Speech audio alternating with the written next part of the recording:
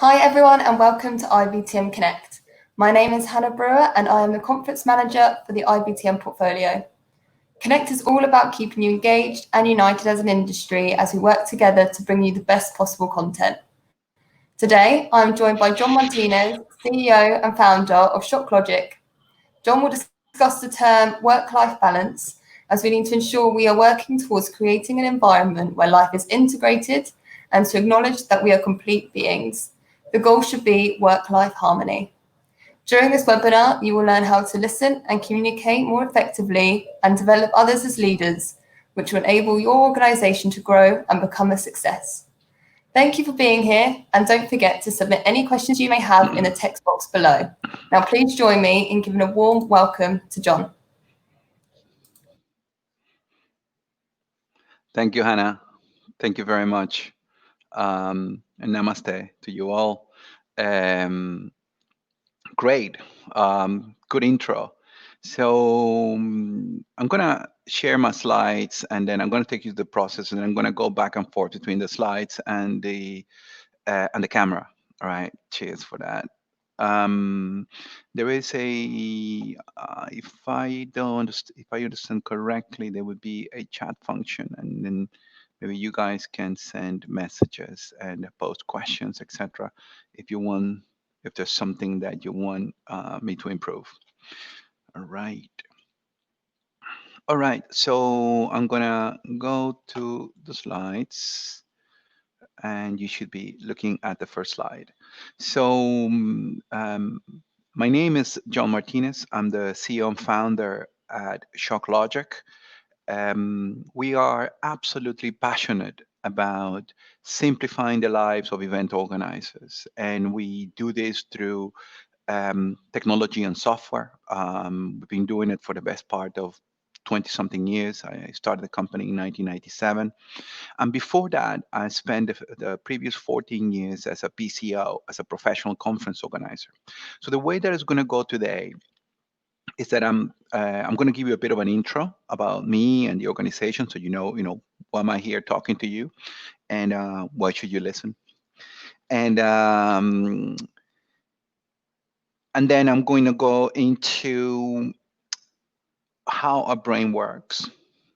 If we have a better understanding of our systems work, then we have a better chance. And then I'm going to share with you things that we do at ShockLogic, things that I do personally. And then at the end, we're going to do a mindfulness breathing exercise. You can call it that, you can call it meditation, but it will be a short one so we can go through it. And then that should take us about, the presenting bit should take us about 35 minutes, and then 10 minutes of the mindfulness breathing exercise. And then Q&A. And I'm hoping that you're going to really, really challenge me and ask me, all the interesting things that you can. If you want to, my email is there, my LinkedIn, my Twitter is there. If you want me to send you any other material, to send you the presentation, etc., let me know, and I will send you that, okay?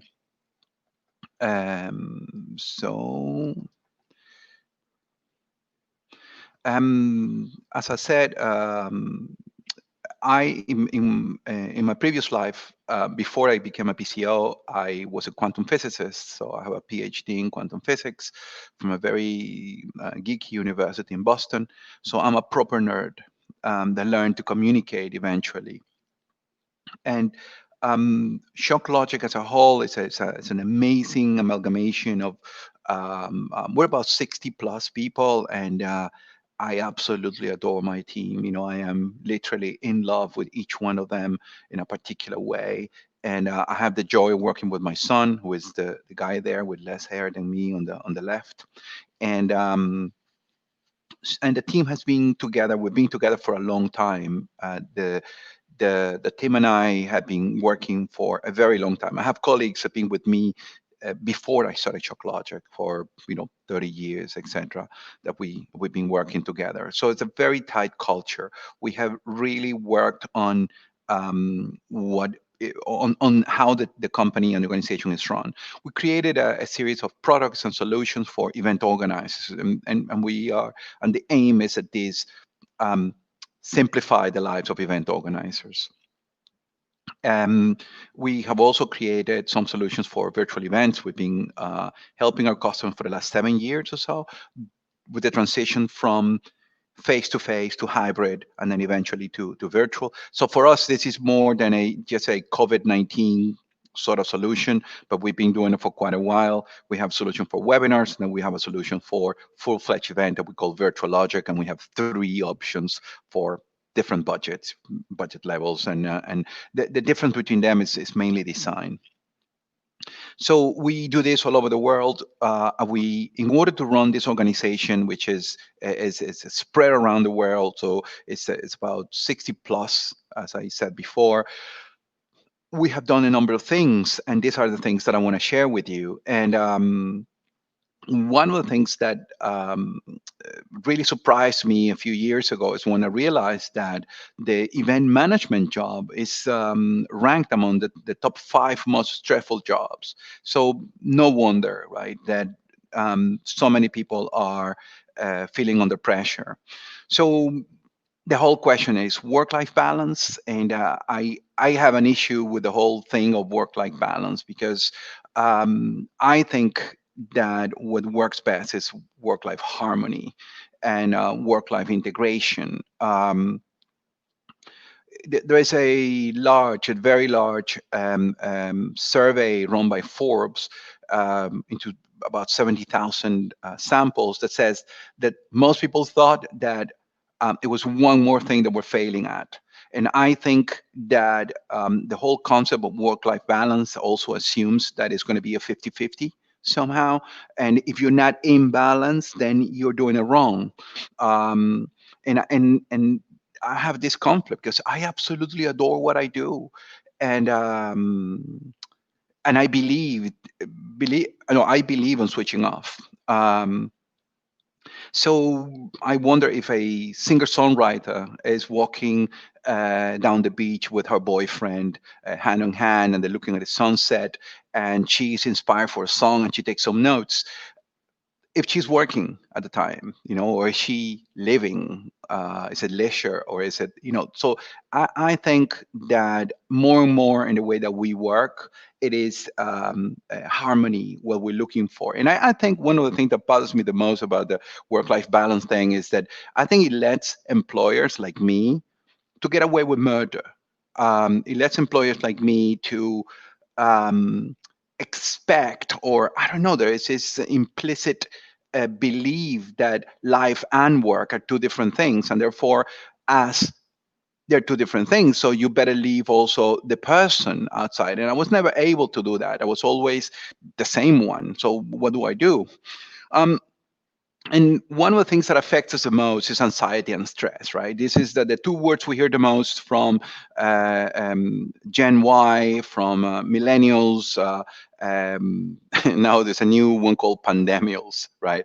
So anxiety and stress. So let me go back a little bit to where does anxiety and stress come from, and how do we how does it affect us, and where does it what is the relationship that we have with it? The most successful course in Harvard is called Happiness 101, and it's taught by a gentleman called Tal Ben-Shahar. And what Tal says is that if you take skill and you put it into the y-axis, into the x-axis, meaning the horizontal axis, and you take difficulty and you put it into the vertical axis, and then as we go into our professional lives and we plot what we do, how do we move towards difficulty, or what are we doing? Do we have high skill set or low skill set? And we plot it.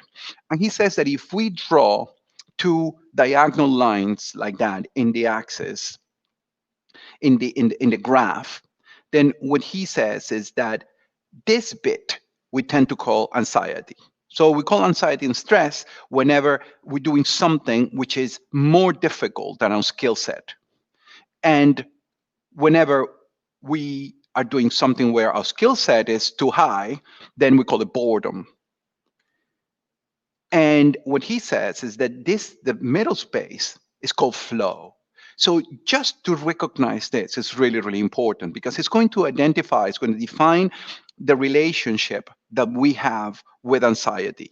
And it's going to help us define how do we see ourselves. So it is a little bit like that. So when we go into the lower side, the yellow side is boredom. When we go into the pink side is anxiety, and so forth.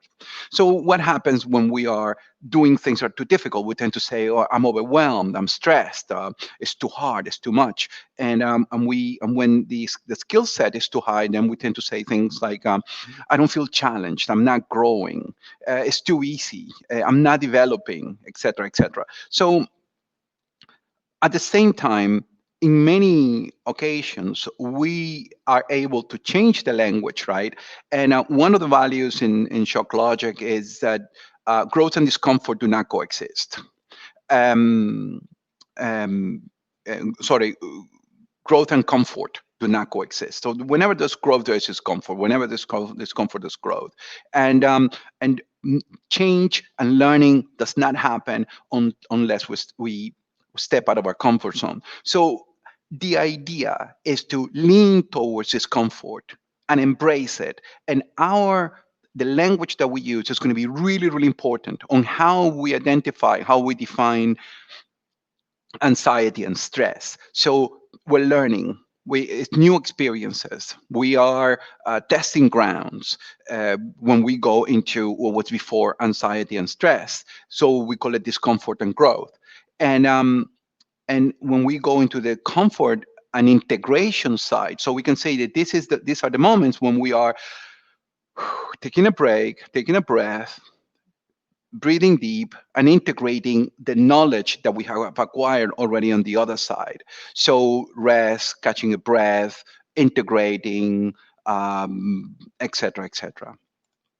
So what the way that we tend to see um, uh, life in general, so we are we put like an angle, like a slope, where we're stressed and anxious, and then at times we're bored and impatient, and then we're stressed and anxious and bored and impatient. Actually, the way that we want to be able to see this is that we want to be able to say that growth and change is happening, and then integration and rest is happening, and again growth and rest is happening. So if we were constantly on the up slope as growth and change, or that we're in certain anxiety, it doesn't work. It is not good for our bodies, right? We need the bit to integrate and rest, and to be able to absorb the learning that happened before.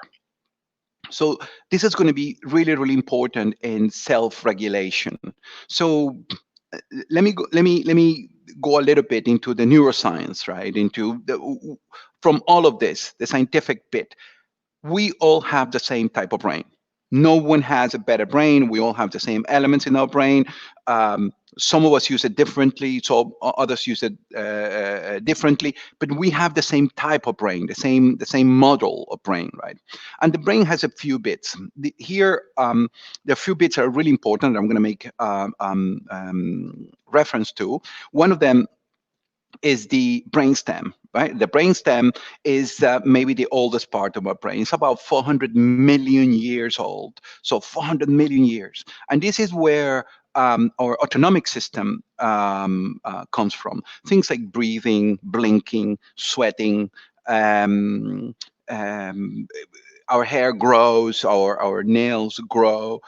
All of this are controlled by the brainstem, and it's geared for survival, right? It's constantly alert, so it's keeping us alive by breathing, by our hearts beating, right? And then we have the limbic brain, which is also defined as the reptilian brain. It's very much at the center, at the top of the stem, and it has been there for 150 million years. I mean, when we were reptiles, right? So it's our reptilian brain, and it's where fight, flight, and freeze comes from. Uh, this part of the brain only acts in this way. So only makes us react to fight, flight, and freeze. Also is where the reordering of memory is. So good and bad experiences are there. Automatic behaviors and reactions are there. Then there are other two elements. One is the hippocampus, which is where the short-term, long-term memory and the spatial memory resides. Another one is the amygdala, which is a gland, and it secretes a hormone called cortisol, and we're going to go into that in a moment. And then it's a neocortex, right? Is where the learning, the thinking brain, is where the speech, reasoning comes from. And one of the uses of the neocortex, the frontal lobe, the front of our brain, is to calm and regulate the limbic brain and the brainstem. So the brainstem, survival; limbic brain, emotions, right? Emotions, energy in motion. So there's a reaction to our body. Our heart rate races. There are hormones that are shot into our system in order to make us react, like adrenaline, et cetera, and this hormone called cortisol. So the neocortex, what it does is that it regulates, it calms down the limbic brain that's constantly alert for danger. It's alert, constantly alert. And this links to there's two systems in our body. One's called our sympathetic system, which is our survival system, and the other one called the parasympathetic system, which is our you're okay, you're safe system, right? So the thoughts that we have, the conversation that we have in our heads are going to have a massive impact in what happens. So when something happens, we have three reactions. There's nothing we can do about it. Our body reacts like this, right? It's fight, flight, or freeze. That's the first thing that happens, and it's an emotion. So the fight, flight, or freeze reactions were there to save us, and the brain was designed in order for us to survive, and it has taken us to this moment, right? But the neocortex is there to make us think. So wait, take it easy, calm down, right? But something happens when we feel that we're under stress, or we're anxious, under attack. What happens is that the amygdala shoots cortisol into the neocortex, and the purpose of cortisol is to stop us from thinking. So because we're going to need to, right, run, attack, or play dead. So the amygdala, it is something called amygdala hijack, and it's what's going to help us survive. But we don't. They're not. There are no animals or bears or lions that are going to kill us anymore. So what do we do with these things? What's going on? And what happens now is that we find ourselves in a stressful situation at the office, and then we do fight, flight, or freeze. The modern version of it. So we snap back, or we leave the area in a strop, or we don't say anything and we pretend that nothing happened. And so the emotions that are coming from here is that in flight is anger, in fight is anger, in flight is denial, and freeze is a shutdown. None of them very good, none of them very positive, and none of them we are a little bit at the mercy of these things, right? But we have a frontal lobe, we have a neocortex that is there to help us regulate this state of anxiety, or this state of alert, at least, right?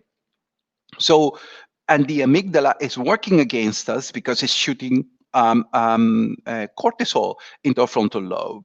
So what do we do? What do we do in this kind of situations? So if we see the whole picture, the bit that normally is seen is our behavior, right? So we behave aggressively, or we behave scared, we behave in whatever way, and then that produces a result. But there's a lot underneath, right? So it comes from our physiology, from our body, right? So we said it comes from our limbic brain, and that is going to make the body react in a certain way. We're going to throw a number of hormones, our heart rate is going to rise, and it's going to create an emotion, energy in motion. That emotion is going to create a feeling. And the feeling is an interpretation of an emotion depending on our history. And remember, the limbic brain also is what orders good and bad experiences, but bad experiences stay at the forefront. So our feeling is going to depend on the emotion. That feeling is going to generate the thought, and the thought is going to generate the behavior, right? So this is constantly happening. These are the six basic type of emotions. There are different schools of thought that break them different ways, but we're not going to go too deep into this. And then we have a number of feelings, and these feelings are going to generate, it's going to make us react in different ways. So again, so we got the physiology, and that is going to shoot an emotion, right? So our body is going to. So if we get to regulate our body, how do we hack this? How do we hack that we're able to be in control, a little more in control, and not be such at the mercy of our reactions and our physiology? Because then we go into a loop between thinking and feeling, and we can generate emotion from the thoughts. So that is going to affect us constantly. So what is going on in there? How do we hack this? One of the ways that we found, and this is what we do in Shock Logic, is that we implement mindfulness. And with mindfulness, what you do is that you slow down the process, you slow down the mind, because one of the problems that we have is that we're not dealing with the here and now. We in order to get anxious, in order to get stress, we tend to go into our past, and we find an experience that wasn't very good, and then we project it into the future, and then I make mine now. So I'm going to give a presentation at IBTM Connect. My last presentation was difficult. I felt really, really uncomfortable. I don't know what to do. So I'm going to the past, right? I'm going into that memory from which there's nothing I can do about it. I cannot change it, but it's affecting me right now. I projected into the future, so I am going to give a presentation at IBTM Connect, and then I make it my present. So I'm stressed now by something that I don't know even if it's going to happen. So what mindfulness is that it's the capacity to um, pay attention, is to have the awareness of paying attention on purpose to the present moment, non-judgmentally, right? So why is the present moment so important? The present moment is so important because it is what's going to allow us not to over worry for unnecessarily. And one of the things that we wanted to do at Shock Logic is that we wanted to make wellness. I mean, the word wellness sometimes triggers me a little bit because it's used for so many things, but I didn't know this word either 8 months ago. But so what we have decided to do is that we have decided to make wellness a priority in the company, and taking this as part of wellness and making sure that in this conundrum of work-life balance, work-life harmony, we take care of the team, that actually we able to weave wellness into the DNA of the company, into the processes. That is not like a diet that if something happens, it's gonna it's out of the window. But that it's not a fad. It's not something. That is it's not something that is in fashion. It's part of what we do, because we're absolutely convinced that it makes total business sense to take care of our teams.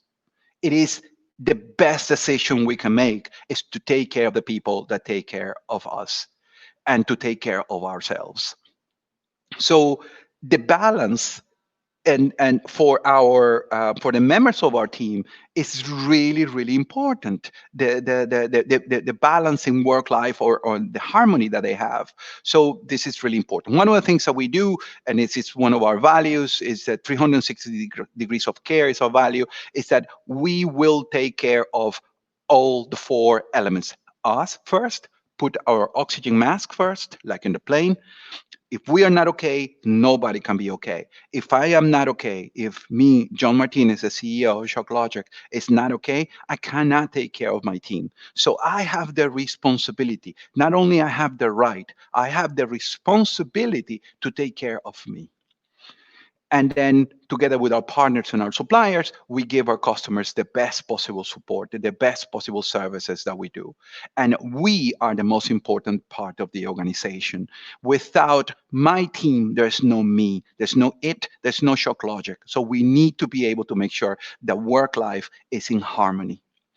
Because there are a number of things that we put into place in Shock Logic as we go through this. One of the things is that I want to be surrounded by leaders. I want to be surrounded by people that actually take the flag and run with it, right? So that is the kind of space that we're trying to create. We're trying to create space where people can feel inspired, when people can raise a hand, but where people have ownership and responsibility.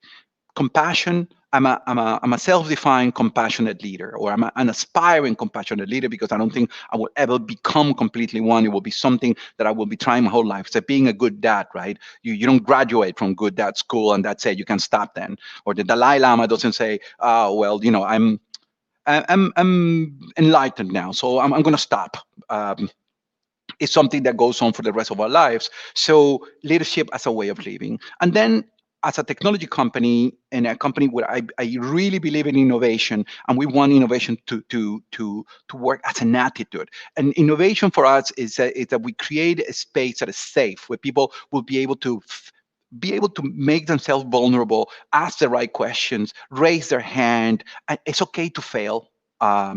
We ownership, like I said, compassion and empathy without responsibility and ownership doesn't work. And that is very clear for me. So this is something that we follow a lot, which is called the curve of adoption of innovation. And what this says, the only bit I want to look at it, this is a big, it's a rule on how innovation is adopted by the masses. The 2.5 of us are innovators. Those are the ones that create stuff. There's something similar in social media. It's the law of the 99-1 rule.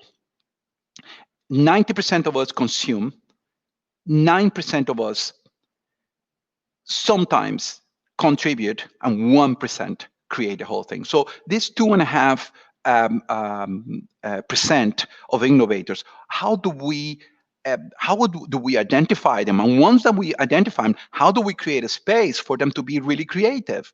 What do we have to do in order to create a space where they can grow, and they can flourish and do the best they can do? So we want to create a space where people will want to come to work, and where the team will be able to express themselves. And how do you do that? So one of the areas that we have been paying a lot of attention to is to mindfulness. Mindfulness, there's a lot. There's about 250,000 samples of studies, and over 200 studies in general about how mindfulness affects physically, how actually it changes our brains physically. It helps us create new neural pathways. It helps us create better habits. It helps us with concentration. It helps us to boost our immune system. Reduces loneliness. It is absolutely mind-boggling, and it has had that kind of effect in my life. I've been meditating for the last 12 years, and my life has changed radically. I, as an individual, have changed radically. So what we want to do in mindfulness is that you want to be paying attention on purpose to the present moment, non-judgmentally. So the non-judgmentally in the present moment is what brings the attitude. The pain at on the other side, we have attention and intention. Intention is amazing. Intention is like it's like the wind in the sails. You can be standing on the boat, and you have an objective, you have a direction, which is really important to have, but without intention, you go nowhere. And this is one of the things that we have found that mindfulness gives us. This is a way to breathe. This is something that we do internally. So again, if you write to me or you contact me on LinkedIn, I will send you all the slides and I will send you all the material. No problem. I will share all of this with you. And one of the things that we're trying to achieve is equanimity. Equanimity is to be able to be very much in the middle, very much balanced. That there's this saying in Taoism, which is mind like water, right? The water will have the right. If you throw a stone in the water, or you throw a TV or whatever, or you put your hand, water will always react in the right way. So how do we achieve that kind of balance?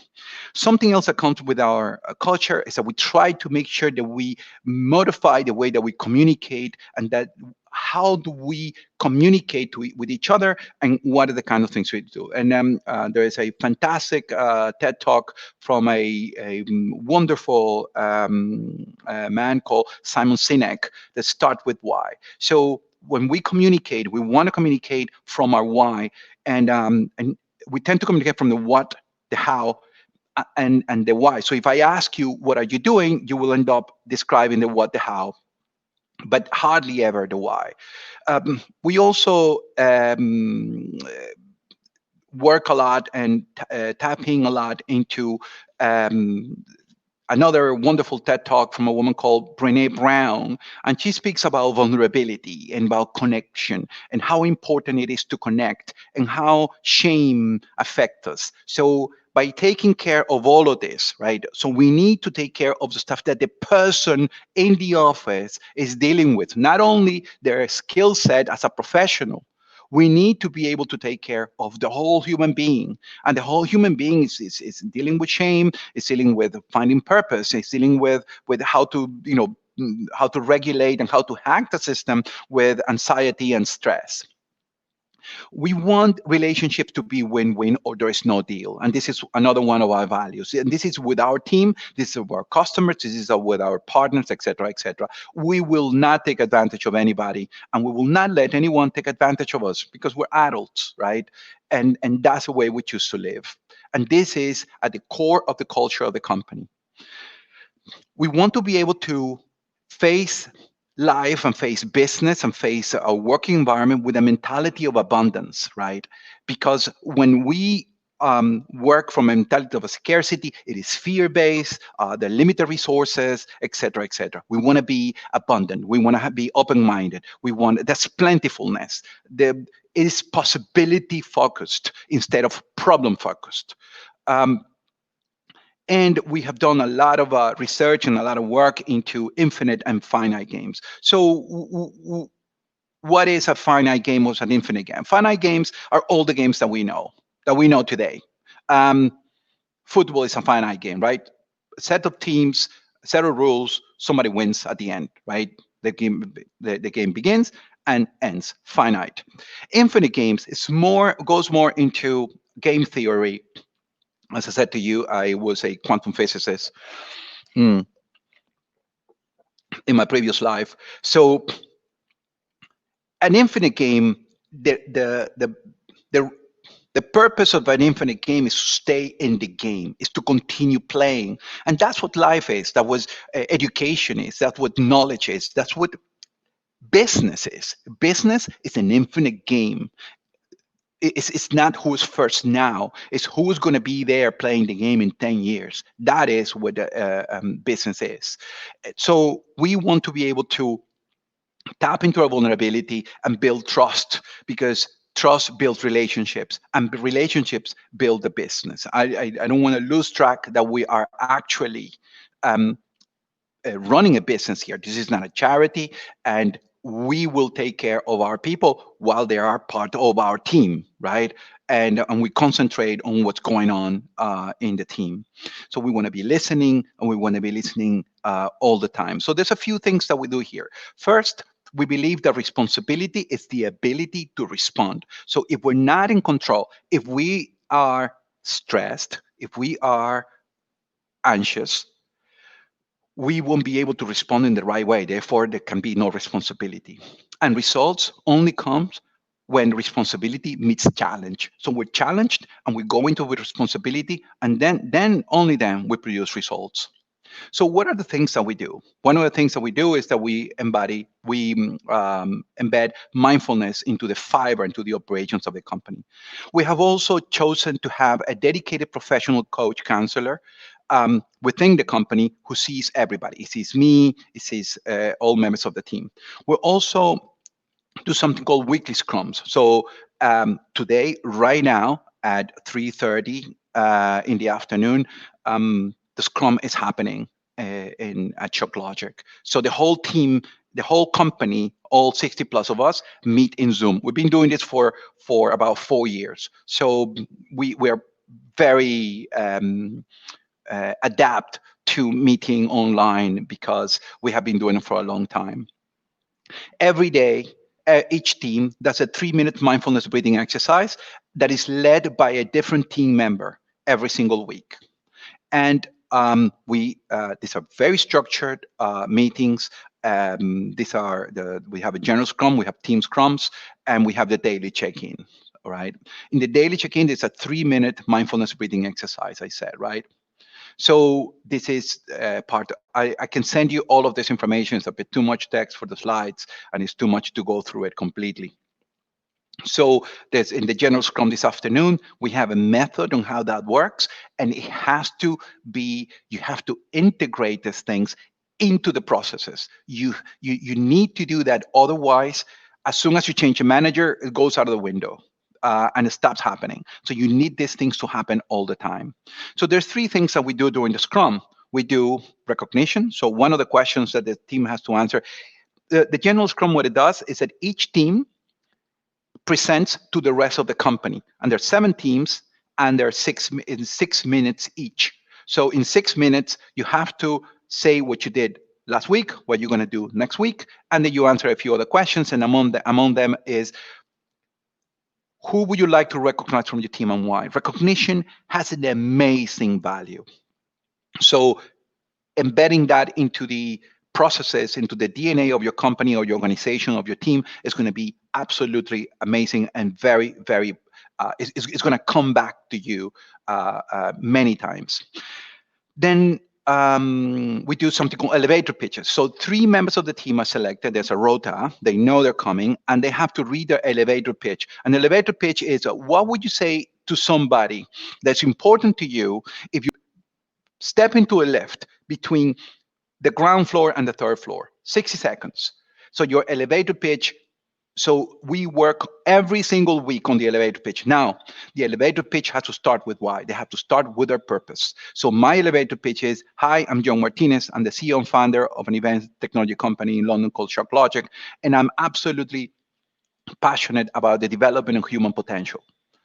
I can't get out of bed early enough in the morning to go to work. I absolutely adore what I do. So you know my purpose, and then I will tell you what I do.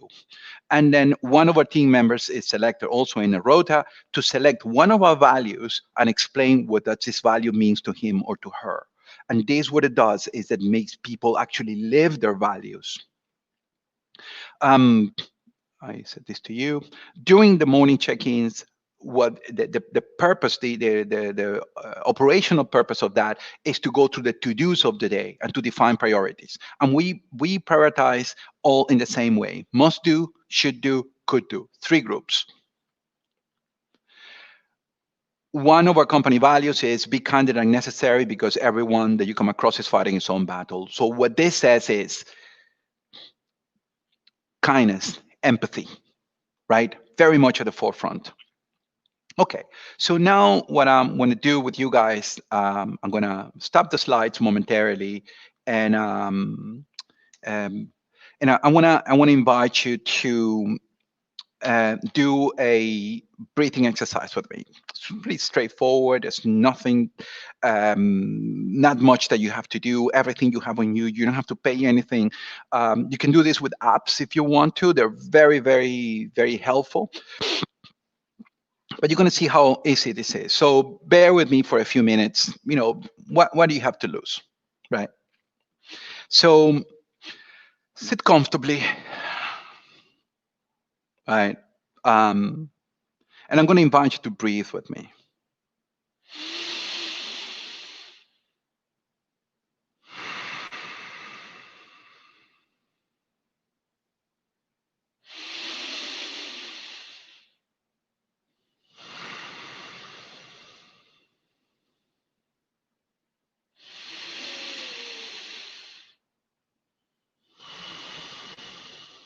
So when you inhale, long, deep, fill your lungs. Hold it for a little bit, couple of seconds, and exhale long and slow. See, already my system has slowed down. I was talking very nasal. I feel a bit of tingling in my head. And so mindfulness breathing exercise is just breathing. But we're going to pay attention to the breathing, right? So I'm going to invite you to continue to breathe and then hear my voice. If you can't close your eyes, close your eyes. If you can't close your eyes, then I suggest that you either look down a little bit so you don't get distracted by the things around you. But if you can close your eyes, it will work a lot better if you close your eyes. So this is going to take 5 minutes. So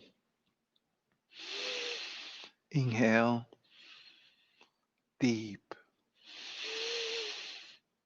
Hold it for a little bit. And then exhale long and slow. Continue breathing. In deep. Hold it. Long and slow. This is going to send the message to your parasympathetic system that you are okay. You are safe. Continue to breathe.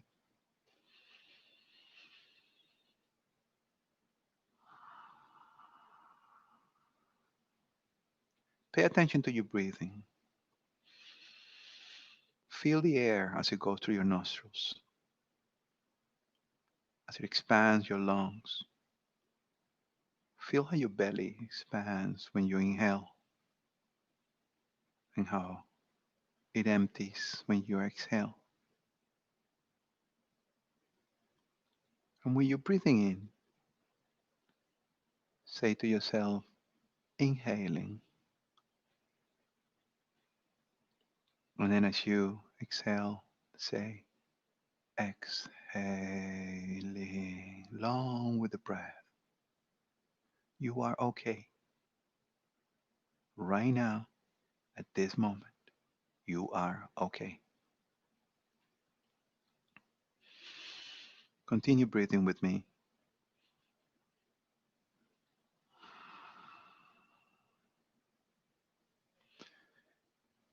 And my suggestion is to look for something that I call the baseline. So you're breathing in, you continue to breathe, just listen to my voice. You don't have to open your eyes, just continue to breathe. You do this the whole day. But right now, you're going to be aware that you're breathing on purpose. So you're going to put your awareness on purpose to continue to breathe. Inhale. And then thoughts are going to come and ideas. And this is what minds do. Minds will bring thoughts and ideas. And that is okay. You don't have to stop thinking. Just be aware of your breath. And you're going to feel slowly how your mind starts to slow down. And I want to ask you to put your attention between your eyebrows. Soften that. And soften your ears. Soften your shoulders.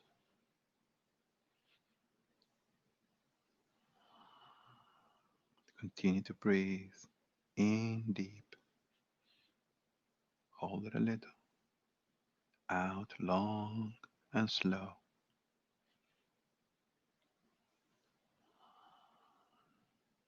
As you go in, you say inhaling.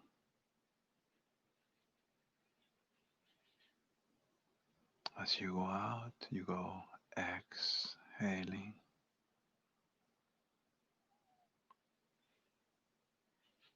And find a place between your eyebrows as you breathe in and out and soften it.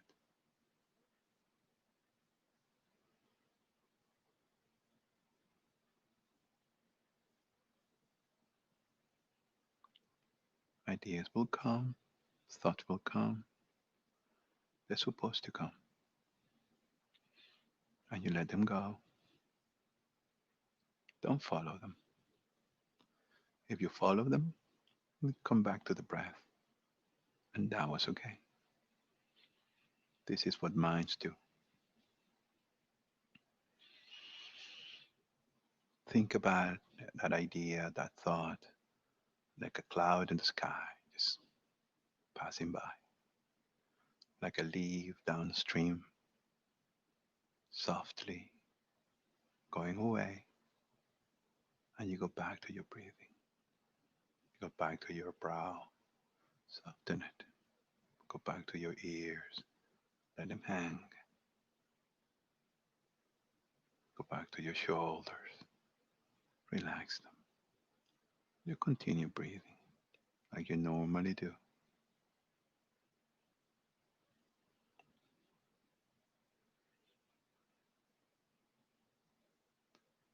And if you think about it as a process, you could think, you breathe in, an idea comes, a thought comes, you you catch it with awareness, you realize it, you become aware that you got distracted. Come back to the breath on purpose and repeat the process. Have an attitude of it's okay for that idea to come, for that thought to come. Treat yourself well. Treat yourself with compassion. You don't have to stop thinking. You just have to be aware that you got distracted and come back to your breathing. The more you do this, like a muscle that you exercise, the easier it becomes. Go back to your brow. Soften the muscles of your face. Continue breathing, inhaling, hold, exhaling. There are schools of thought that will ask you to count. It's also a possibility. When I breathe in, I count to 6. I hold for 4. And I exhale for 8. Long and slow. I hold for 4. And I count again. Inhale for 6. And I make like a square. Otherwise, you can say inhale, hold, exhale. You're going to find that thought, you got distracted for a while. Come back. It's okay. That's what's supposed to happen.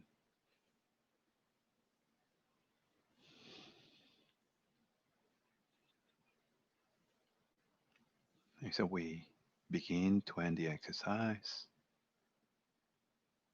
Come back to your body. Come back to the room that you're in.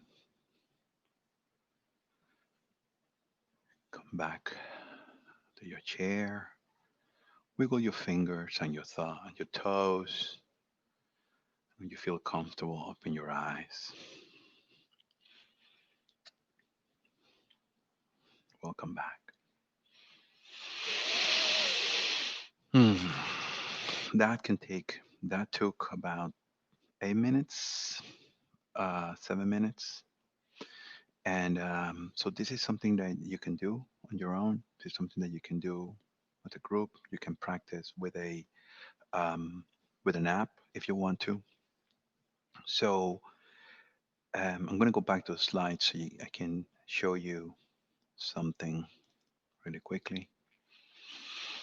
So um, so what we just did has an effect in our mind and our body, and little by little, as you exercise this muscle, then you're going to find yourself um, being able to do it better and better, easier and easier every time, and it keeps on becoming easier and easier. It's like a muscle, and our brain has something called plasticity, which means that we are able to change our brains. Our brains change with time. It continues to change until we die. And the plasticity of our brain, what it does, it helps us adapt to new things. And mindfulness uh, is proven to have an effect, physical effect in our brains. So I'm gonna stop now, and I'm gonna open for Q&A. Um, and I am looking at the questions. It says, how do you deal with cynicism from team members? Yeah, that's a big one, man. Um, so what we do is that um, you can take the horse to water, um, and at the same time, the meditation is part of our weekly scrum. So what I say to people is, don't really want to meditate. Uh, what I want to invite you to is to just sit down. Um, don't be on your mobile. Don't be on the computer. Just take this moment to think about you. So the company is happy to pay people not to do anything for 10 minutes. So this 10 minutes and the 10 minutes during the team scrums and those 3 minutes in the morning, do nothing. Don't send that email. What about if you're not going to be doing anything? What about being present? What about just thinking what's going on with you? Give yourself those 10 minutes. What we find is people want to work. And we prefer if they don't work, because we understand that there is it's an advantage that comes from, remember what we said, growth and challenge, and then integration, and then growth, and so forth. That's important. So how do I disconnect? I meditate every day for about 20 minutes every morning, many times in the evening, but not always. But in the morning, I'm very focused on that. I run and exercise. And every year I go to a meditation retreat that's 2 weeks long. And in that meditation retreat, I truly disconnect. I am for 10 days, for 2 weeks. I don't have access to my phone. And the team now rallies. I've been doing it for 12 years now, and the team really protects me. Um,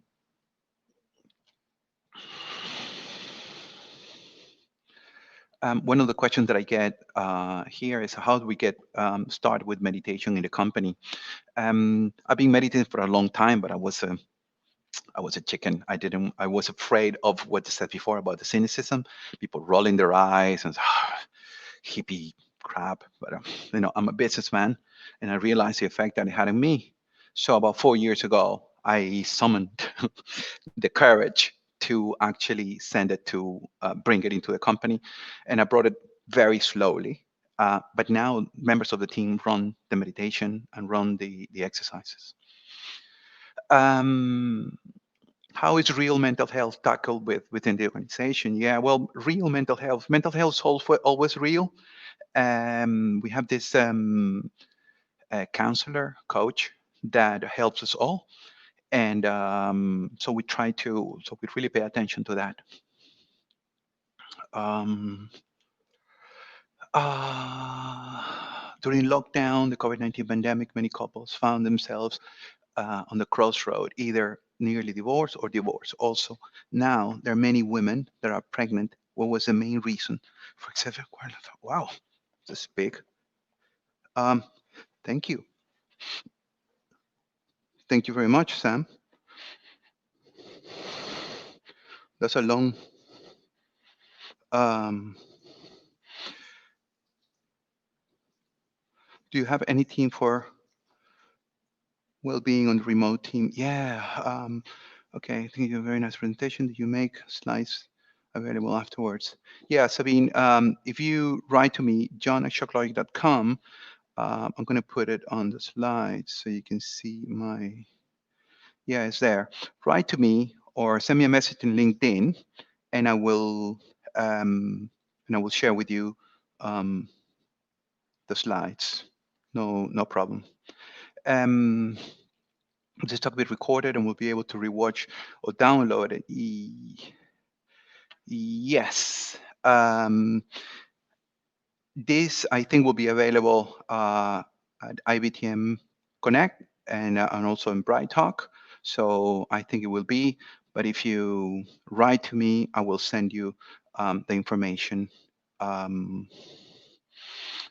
about it. Okay. So that's not a problem. Do you have tips for supporting well-being of a remote team? Yeah. So what we done, we really pay attention to the remote teams.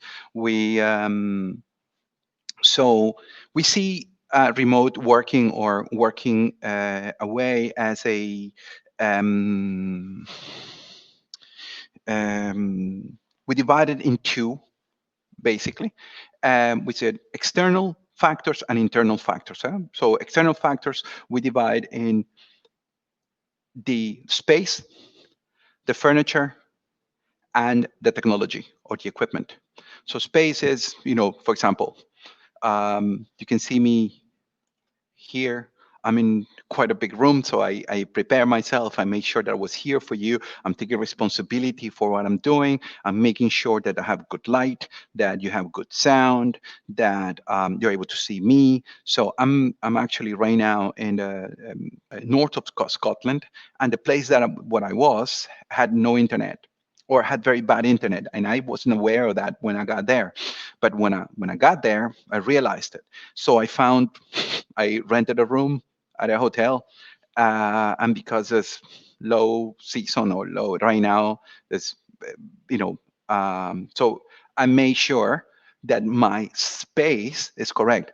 I made sure that there was a table that I could do things, that I had the right equipment. So external and internal factor. Internal, I made sure that. So we break the internal factor into four areas. One is our body, to make sure that we exercise, that we move, that it's going to be really, really important for teams during the pandemic. And I think that leaders need to be listening to these things. It's vital that we're paying attention and we're listening to what's going on with our teams. Recently, I belong to a group of various groups of CEOs and leaders, and one of the things that another leader said to me, she said, "Why do you go there? Why care? Why open that can of worms with in the personal side of team members?" I'm thinking, wow. Wow, I was very surprised because I don't see it as a can of worms. I see it as something that's there.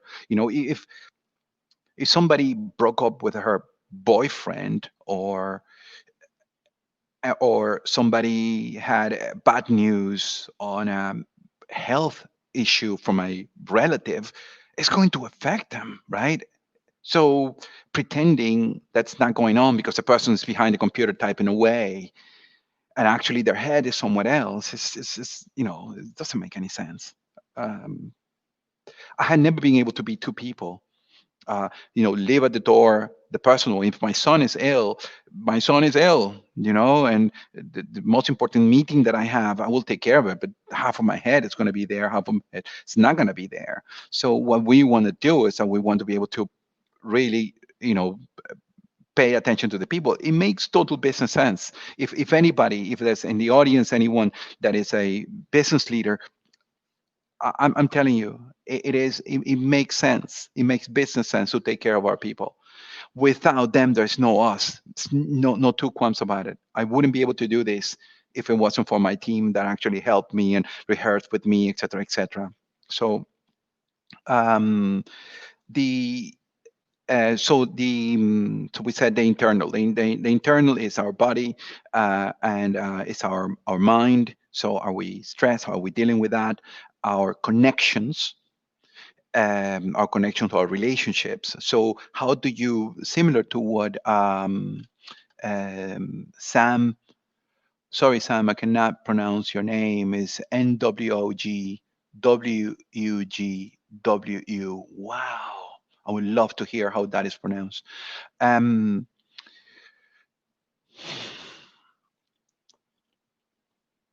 so I understand that's a lot of stress and anxiety that is coming because of COVID, so how the relationships are going to work? How do you negotiate the space that you're working together? I mean, you used to work together. You used to work from home, or one of you work from home, but now both are home, or now the children are home. What are you going to do about it? And how are you going to negotiate the space? And how are you going to negotiate what's going to happen?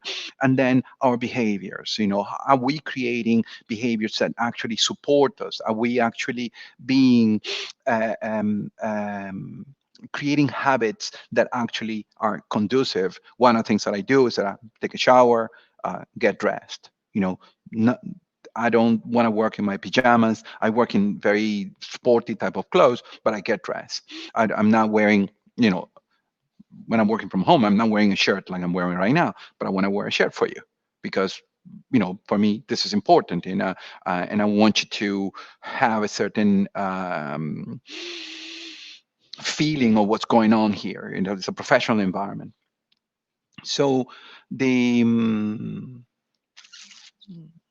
thank you, Sam, for your vulnerability and for your sharing.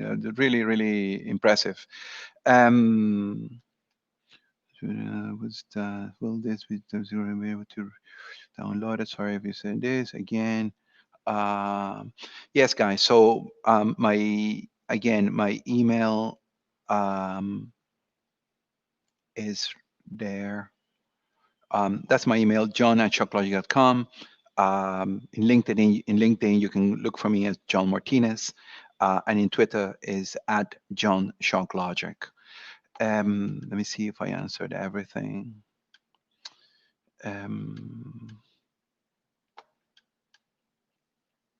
Oh, what does it cost the company? That's really, really good.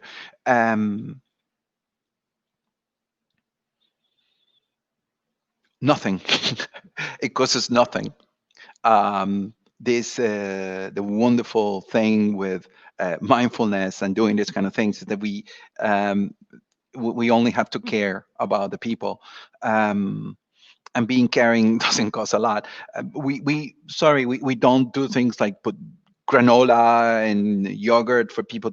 We don't do that stuff, but we want to take care of the people in a proper way. So the bit that we do invest in is that we have a counselor coach that sees everybody.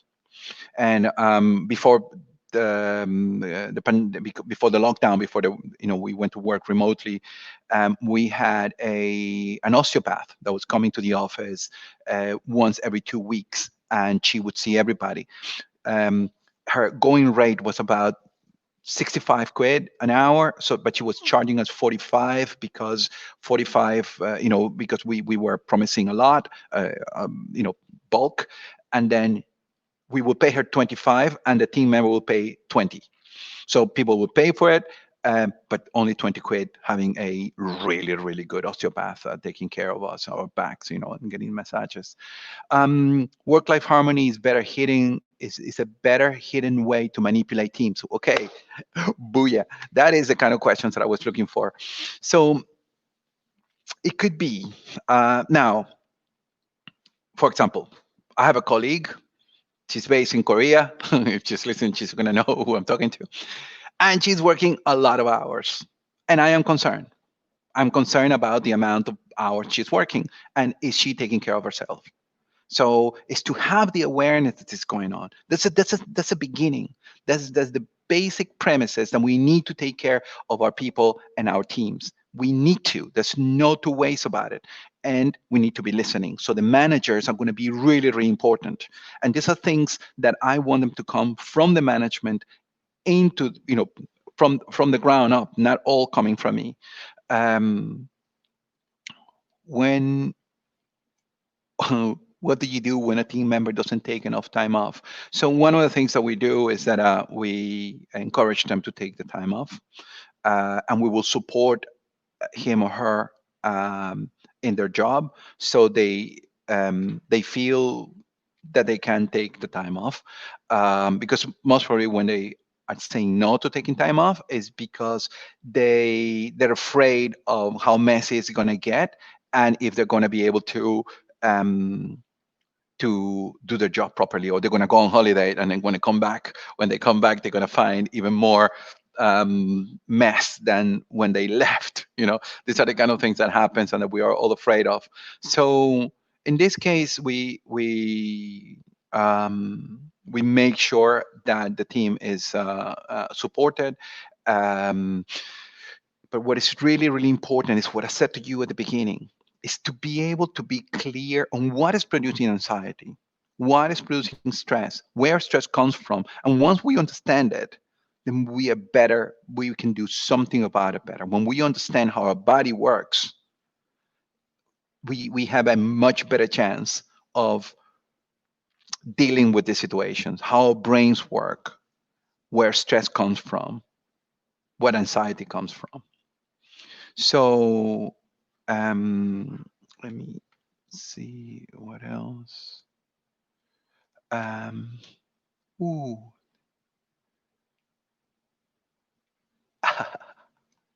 Oh, great. Thank you for a wonderful presentation. I wish we could not work for 10 minutes and be appreciated by our boss. Um, if you slow, I learned that when I slow down, I go quicker because there's less noise. So imagine that you have this um, uh, screen full of words. How do you select the ones that you really want? And if you remove some of them, so the important ones come to the surface.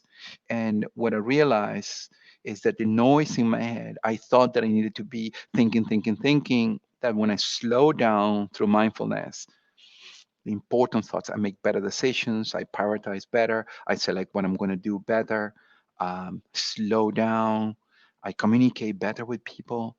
I've been able to find my compassion, which it was hard for me before. Um, and this is, I'm 54 and 53, and I've been doing this only for 12 years. I wish this would have come to my life at the age of 20 something, like some of my colleagues, or my son had been doing it for a while, and he's 30. um, so I wish I would have done that, and it has changed me, and it has changed the company. What are tangible things that reflect an effect of mindfulness in the company? One of the things, I feel that we communicate much better. I feel that um, um, there's a language that has developed in the last years on and an attitude of compassion, and I want all the leadership team in my team to be compassionate leaders, that we lead from compassion and care. Um, Thank you, Sam. You're very, very kind. Um, and so all of these things are aspirational, right? It's not like, we're there. We're constantly learning and constantly tweaking and improving. But my recommendation is bring this. If you're going to bring it into your organization, if you're not in the decision making position, suggest it. You know, you'd be surprised on how open leaders you can find leaders who are really open for this, and not only you know um, um, the way that we communicate, which is the internal dialogue, our limiting thoughts. Oh, I can't do that, or I'm not good at that, or I'm actually crap at that. If you're going to have a dialogue, then have a dialogue that works for you. Say things. If it is all story that we tell ourselves about the situation, right? Why not tell yourself a positive story? Why not simply work for you? It's 108. So I'm 10 minutes after the hour. It has taken us now 1 hour, 8 minutes as I answer all the questions. So we've gone over a bit on the Q&A. So thank you, everybody. If you send me questions in LinkedIn, if you send me questions in Twitter, if you email me, I will respond. I'm surrounded by an amazing team that really supports me, and so I can be here with you. And I will send you all the slides, and I'll send you the video of the presentation. So get in contact with us, and namaste.